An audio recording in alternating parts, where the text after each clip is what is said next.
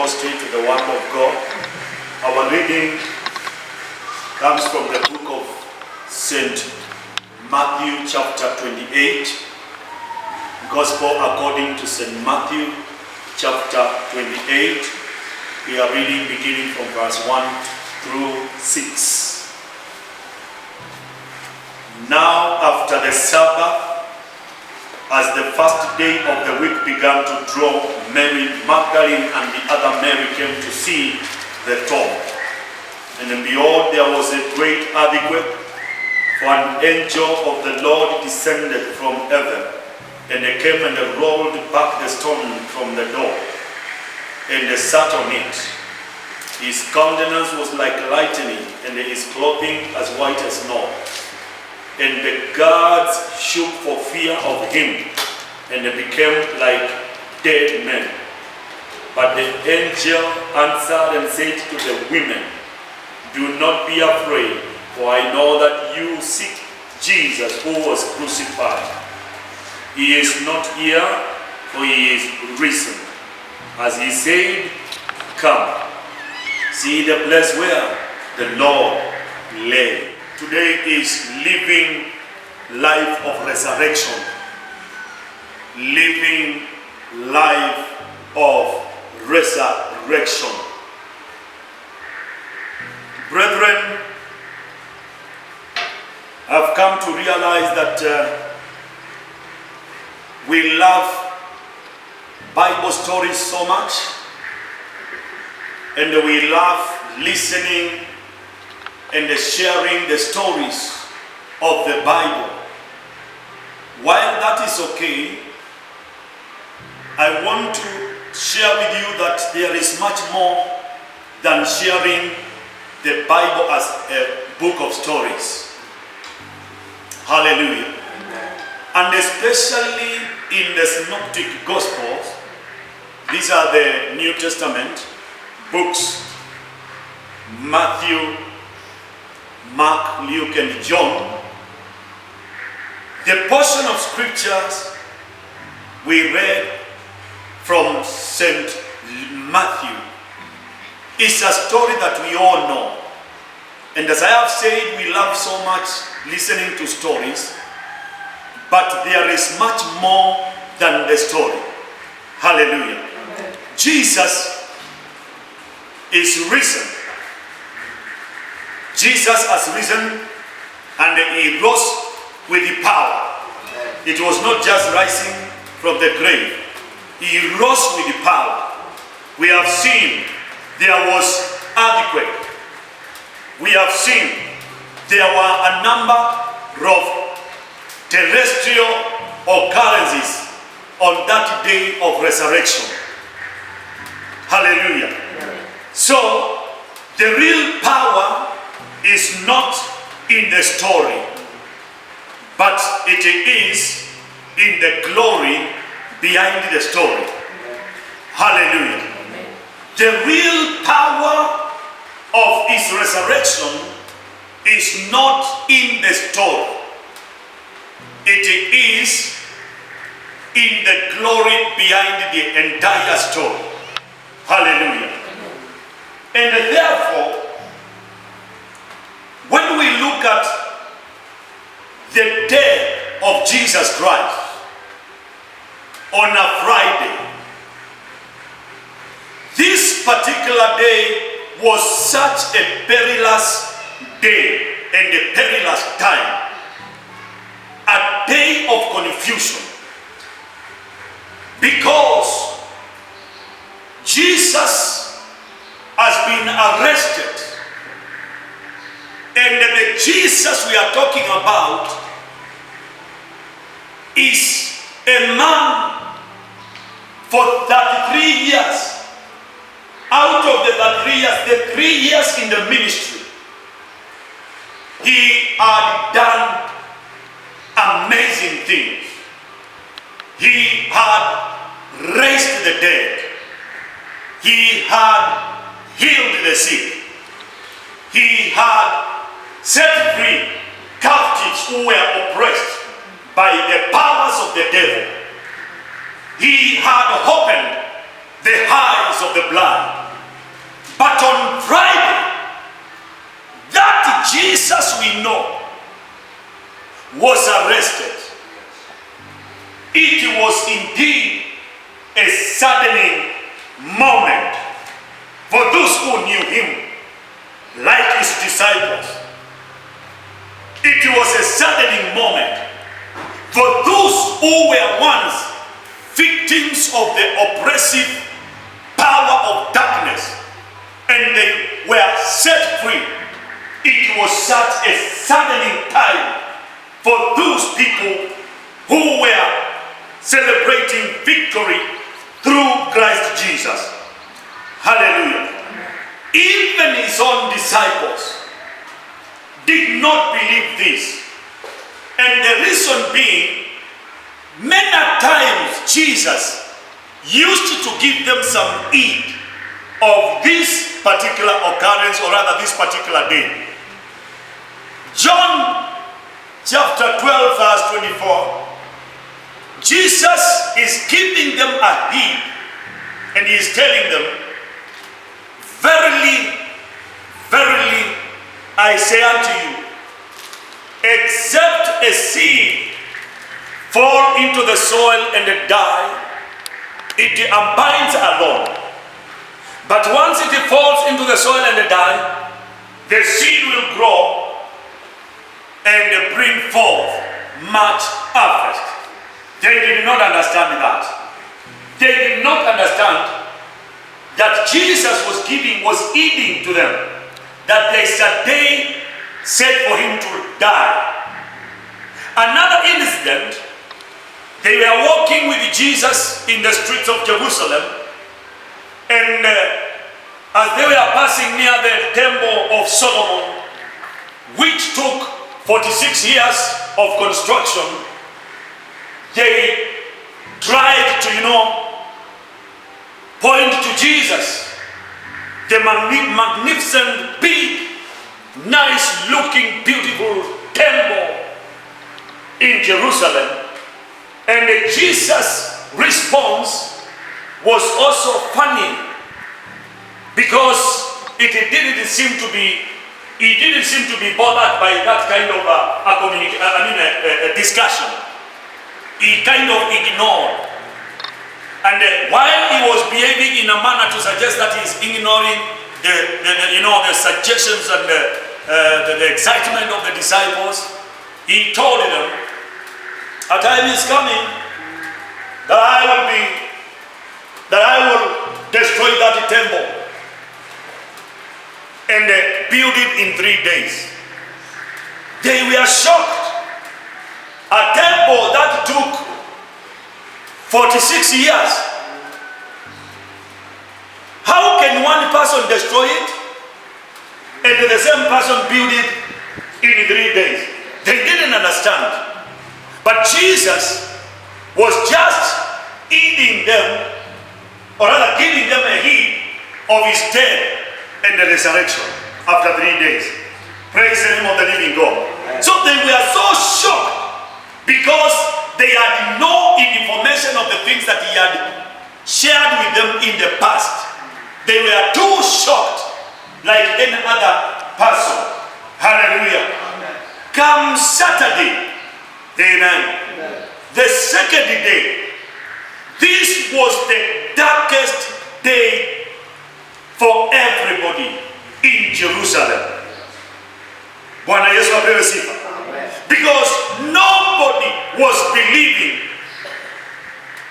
that Jesus, who once walked on water, Jesus, who once raised dead people, Jesus, who once performed miracles, oh, Jesus, who healed the sick, he is dead.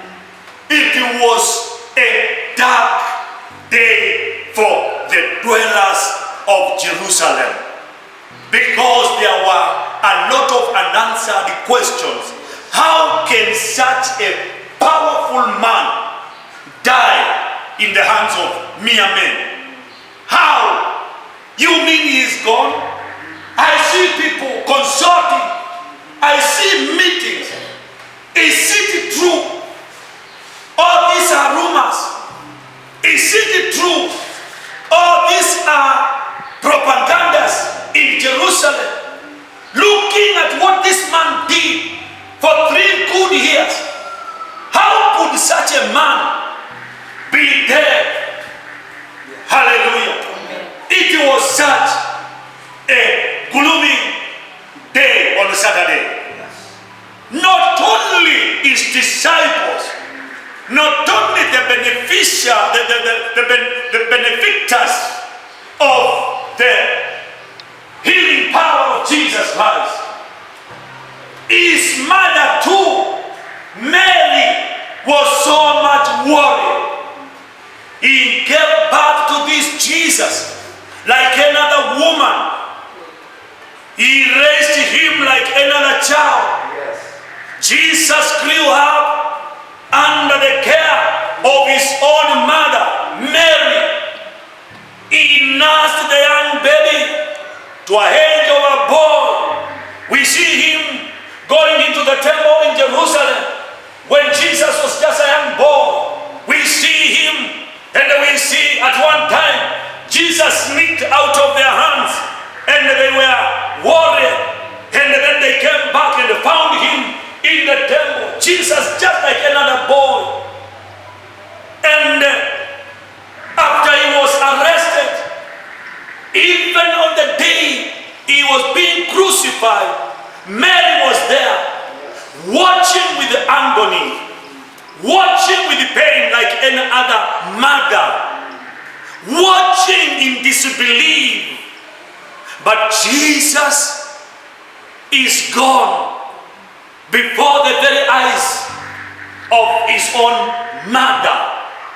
He is gone. And there is no dispute in that. He is gone. Jesus is gone. Yes, he is gone. Praise the name of the living God. The one who raised the dead is dead. Amen. Everywhere. That was the discussion. That was the question. How can the one who raised the dead be dead?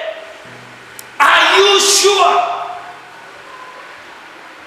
The one who was resurrecting people from dead is dead. It was such a dark moment, the darkest day on Saturday. Praise the name of the living God. Brethren, it was such a day of hopelessness. There was no hope for those who witnessed the crucifixion of Jesus Christ. And this is evident with the disciples, some of his disciples, on their way to Emmaus. They are discussing in low tones. Why in low tones? Because one, nobody on this darkest day on Saturday, nobody wanted to associate with the name of Jesus. Because already he is dead. And it appears like if anyone dared to associate or talk about Jesus, you might follow suit. Oh, what such a dark moment. Brothers and sisters, wherever you are watching me, I came to tell you this morning, the darkest hour of man is God's hour of miracle. It is not over until it is over. I came to tell you, just continue to put your trust in Jesus. This is a secret that was known by men of old, men like Job.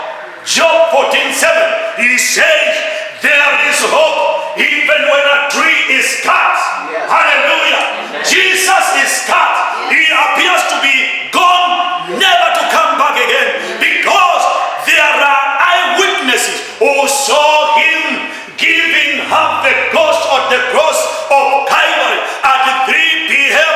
and he said, it is finished. And there was darkness in the whole world. Hallelujah. And the curtain of the temple split into two. Hallelujah. It was evident that Jesus is dead. Let me tell you, and let me come to you with this word of hope. There is still hope when a tree is cut down. Hallelujah. The Bible says that the hope of the righteous shall never be cut off. The hope of the righteous shall never be cut off. Tumaini la mwenye haki haitakatika. Mpendwa, endelea na kumwamini huyu Bwana. Endelea na kuamini huyu Bwana. Endelea na kushikilia imani. Usitingizwe na kufungwa kwa kanisa. Usitingizwe na yale ambayo yanatokea. Usitingizwe na madhara ambayo yanatokana na kufungwa kwa nchi na kanisa. Usitingizwe na hayo, manake kuna matumaini hata kama mti umekatwa. Nasema kuna matumaini hata kama kuna lockdown Nairobi. Kuna matumaini hata kama kuna lockdown Kajiado. Kuna matumaini hata kana kwamba kuna lockdown Machakos na hata Nakuru. Watu wa Nakuru, nataka kuambia kuna matumaini hata mti ukikatwa. Watu wa Machakos, kuna tumaini hata mti ukikatwa. Watu wa Kajiado, kuna matumaini hata mti ukikatwa. I agree, it is not a good time.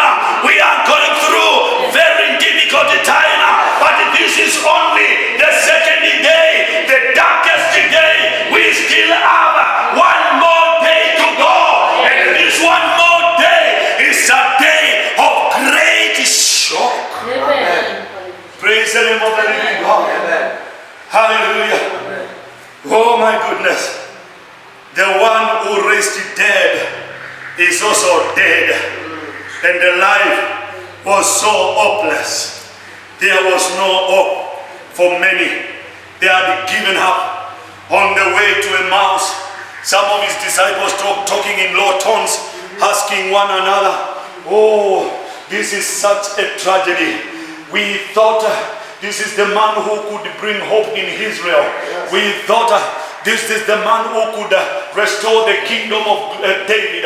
We thought this is the man who can come, who was going to be our liberator from the oppression of the Roman regime. Remember on Friday what I said?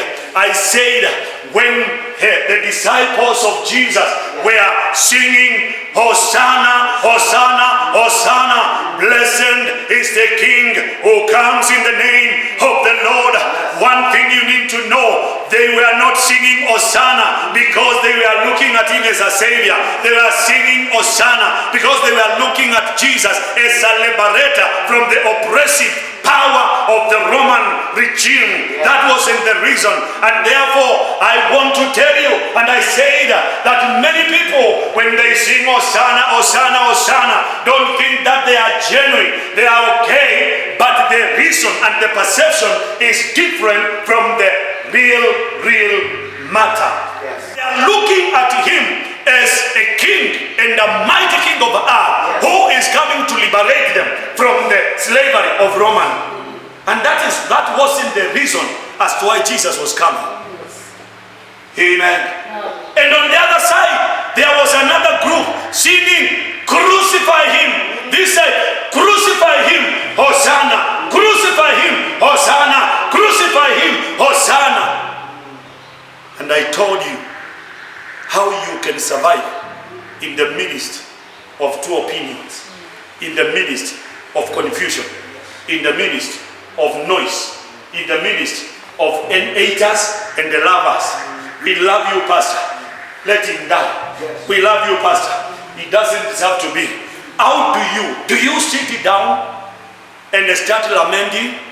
Do you sit down and stop doing what you are called to do? No. That's why I told you there is always weeping and walking. As you weep, keep on walking.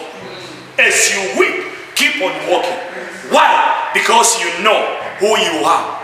Jesus knew whether they sing crucify him, whether they sing Hosanna and they are not genuine, I know who I am and I know where I'm heading.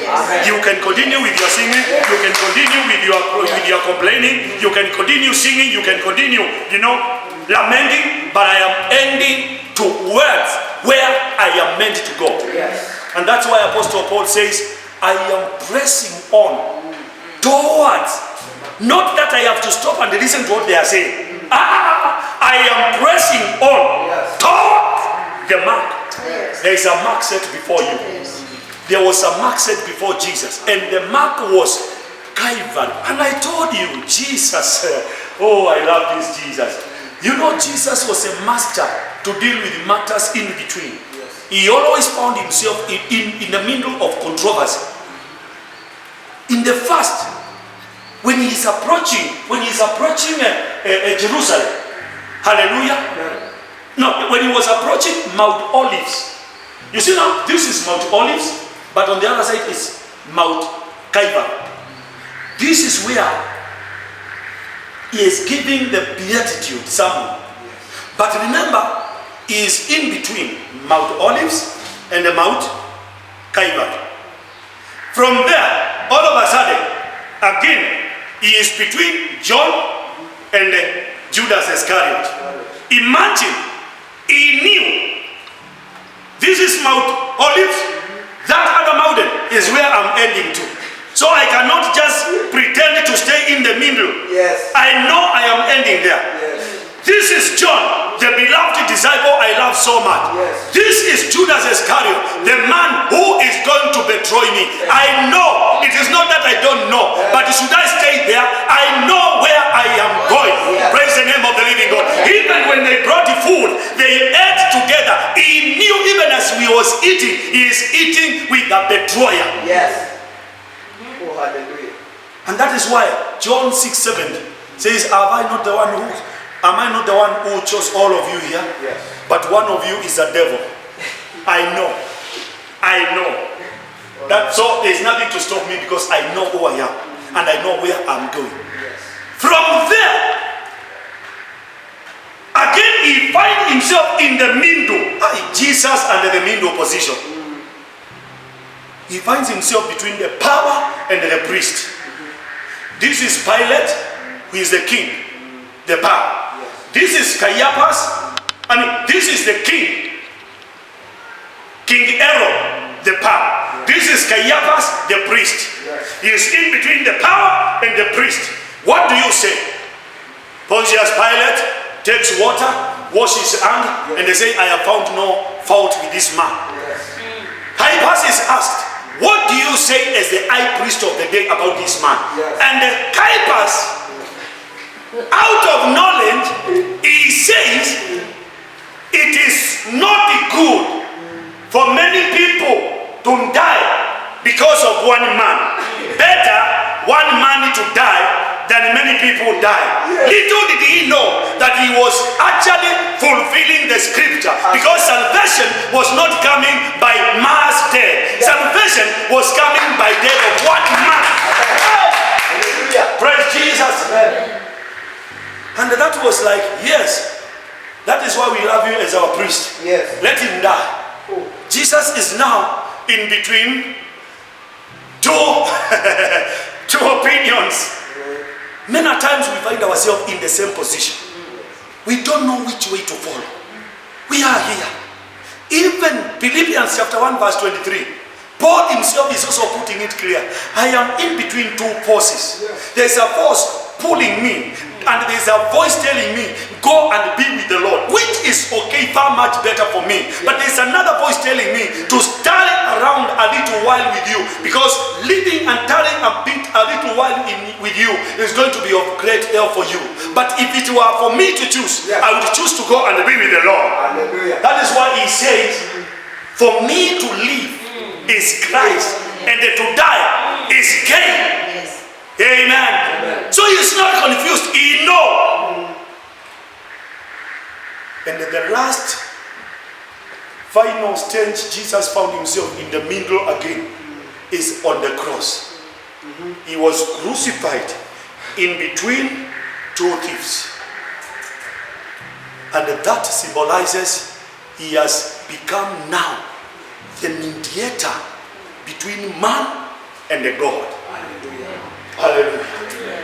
Hallelujah. This is the Christ we are celebrating today. Amen. On the third day, hey, hallelujah, the third day came as a shock. Now the Bible says Mary Magdalene and the other Mary, together with the other women, they took with themselves myrrh and the ointment, and they went to see Jesus. On Sunday today, very early in the morning, they went with their minds set to see Jesus.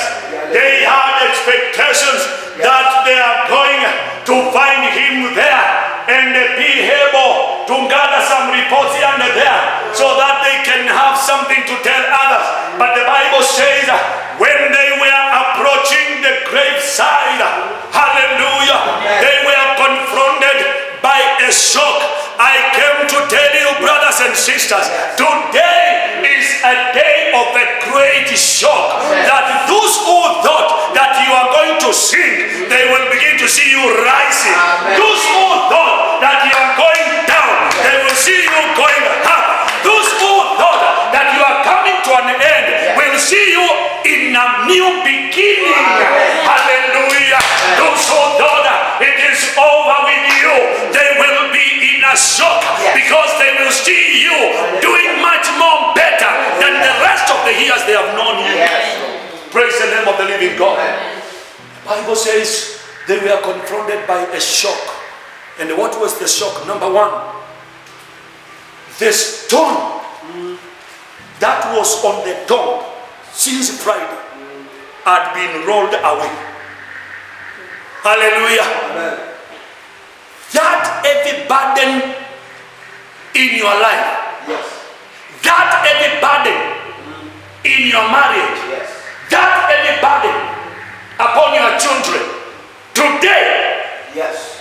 I speak to you as a prophet. Amen. Today, Yes. that burden is going to be rolled away. Amen. The Bible says Yes. in Joshua chapter number 5, when you read from verse 5 going downwards, the Bible says, and God spoke to Joshua and said to him, today I have rolled away the reproach out of your life.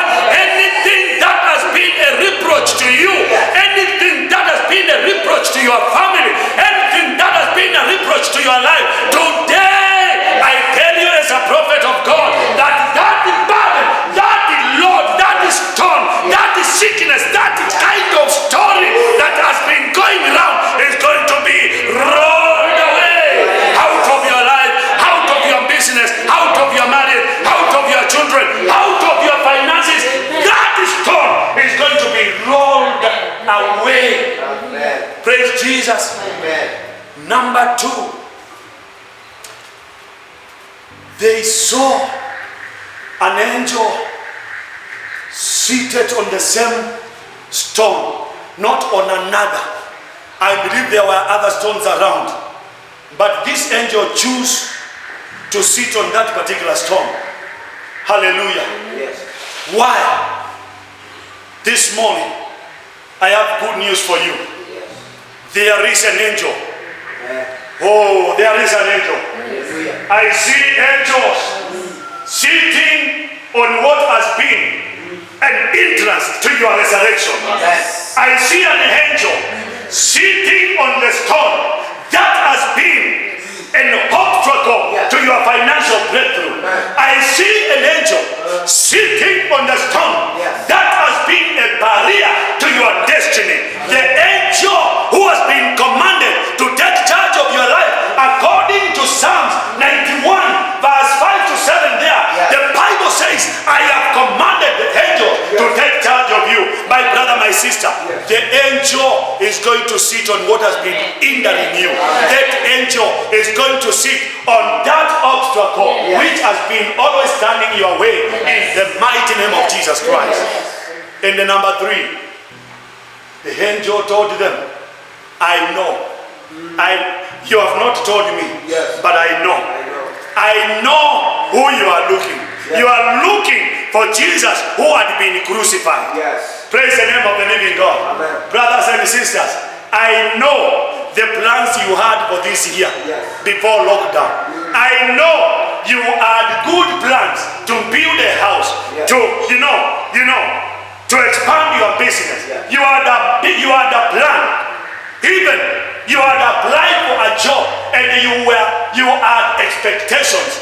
But I came to tell you, whatever the devil had planned for for this lockdown to be, whatever the devil had planned, let me tell you, it is not going to work. It is an empty plan. The plans of the devil are empty plans. We are going to stand and preach this gospel in and out of season, because we cannot give the way to the devil, because our Jesus, our Savior, is resurrected. He is alive, and He is alive forevermore. He told them, come. I know you expected to find Him here, but come. Here is He, where He lay. And they came and they saw, for sure, the grave was empty. The grave was empty. Praise the name of the living God.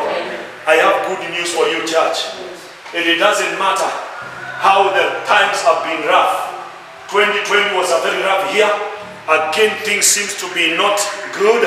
But can I tell you, we are not going to be where they expect us to be. You didn't hear what I said. I say we are not going to be where they expected us to be. We are going and we are moving forward. We are pressing on towards the mark. We are going to achieve what we intended to achieve. The Bible says in Ephesians chapter number 3. Let me read for you. Ephesians chapter 3, verse number 20. Listen as I close. This is what the Bible says.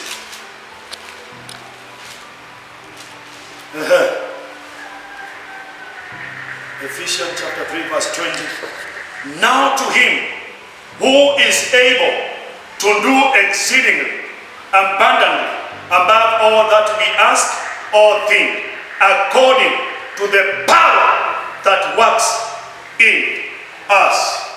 According to the power that works in, not out, in us. Whether there is lockdown or no lockdown, whether things are good according to the news or not good, there is power that works in you. I say there is power that works in you. And that power that is working in you will enable you, hallelujah, to go beyond what they thought you'll go. That power will enable you to achieve more than what you expected. Because the Bible says He does exceedingly abundantly more than what we see, we ask and think. What do you use to ask things from God? Eyes? You use what to ask things? Unatumianga macho kuuliza vitu. Unatumia nini? Mdomo. Haya. Unatumia nini kuwaza zile vitu unataka? Akili. So you have two powerful weapons in you. Mouth and your mind. There was celebration among the disciples and many others who had benefited from Jesus while He was alive. Brethren, it is a day of celebration. Don't allow the devil to, imprison you not to see any reason of celebrating the risen Christ. He is alive forevermore. Hallelujah. Ephesians chapter 2, verse 5 to 6, you read at your own time. There's one thing that Paul is giving to us, is telling us that even when we were dead in trespasses, He made us alive together in fellowship and in union with Christ. Yes, when we were trespassing, when we were dead in our trespasses, He made us alive in fellowship and in union with Christ Jesus. My brother, my sister, it has nothing to do with the material things of this world. While material things are the things that we really need so much, but what we need so much is our fellowship and the union with Christ Jesus, who has made us alive. We are not dead. Let us live a life of resurrection. Yes. We were dead, but He made us alive. We were once dead in trespasses, but after receiving Christ Jesus, we are now alive. And we are alive together with Him. Praise the name of the Lord. I want to pray for you. I want to pray for you. Viewers from wherever you are, I want to pray for you. You who is watching at me, I want to pray for you so that you can live to enjoy life of resurrection. This is life through Christ, who resurrected with power today. Let us pray. Dear Heavenly Father, in the mighty name of Jesus Christ, thank you, Lord, for allowing me to share this word this morning. And thank you for the help of the Holy Spirit.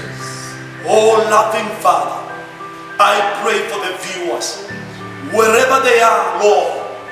May you bless them, Lord. May you touch them. Let anything that is dead in their lives, in their families, their businesses, and their jobs, whatever it is that is dead, let the power of resurrection come upon that business. Let the power of resurrection come upon that marriage. Let the power of resurrection come upon those children who are lost in drugs. Let power of resurrection come upon that job. In the mighty name of Jesus, I declare in the name of Jesus that whatever is dead in you, whatever is dead in you, ministry, whatever it is that is dead in you, receive power of His resurrection in the name of Jesus Christ. Almighty God, thank you so much for helping us to know that He is alive and alive forevermore. Master, you took us from sin. While we were dead in our trespasses, you made us alive. You made that brother alive. You made that sister alive.